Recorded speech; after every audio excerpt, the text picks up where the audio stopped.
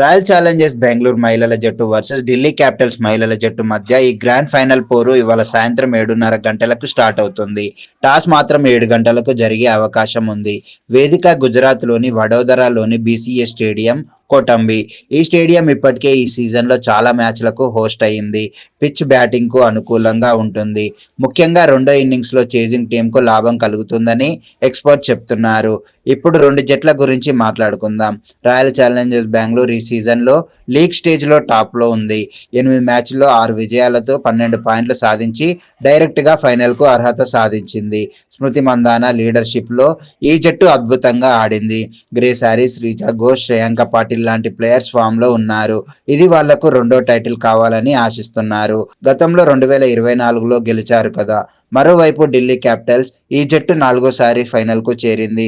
కానీ ఇంకా ఒక్క టైటిల్ కూడా గెలవలేదు. 2023 నుంచి ఫైనల్ దాకా వచ్చి ఓడిపోతున్నారు. జెమిమా రోడ్రిగ్స్ కెప్టెన్గా ఈసారి ఎలాగైనా ట్రోఫీ సాధించాలని కసితో ఉన్నారు. ఎలిమినేటర్లో గుజరాత్ జైంట్స్ను ఓడించి ఫైనల్కు వచ్చారు. లిజెల్లీ, షెఫాలి వర్మ, చిన్నెల్లె హెన్రీ లాంటి స్టార్స్ ఫామ్లో ఉన్నారు. ఈసారి జెమిమా టీంను మరింత బలంగా తీర్చిదిద్దింది. వాతావరణం గురించి చెప్పాలంటే ఇవాళ వడోదరలో వర్షం అవకాశాలు చాలా తక్కువ. క్లియర్ స్కైన్, హ్యూమిడ్గా ఉంటుంది.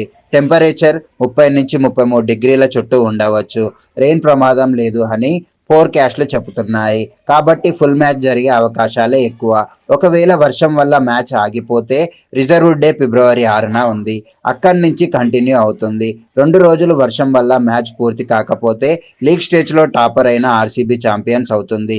ఎందుకంటే టాప్ టీం డైరెక్ట్ ఫైనల్కి వెళ్తుంది కదా. పాయింట్స్ టేబుల్ ప్రకారం వాళ్ళే లీడ్లో ఉన్నారు. కానీ ఇవాళ మ్యాచ్ జరిగితే ఇది థ్రిల్లింగ్గా ఉండబోతుంది. ఆర్సీబీ ఫామ్లో ఉంది. డీసీ రివెంజ్ తీసుకోవాలని ఉంది. హెడ్ టు హెడ్లో డీసీ ముందుంది. కానీ ఫైనల్స్లో ఆర్సీబీ గెలిచింది గతంలో. ఈ మ్యాచ్ను ఎలా చూడాలి?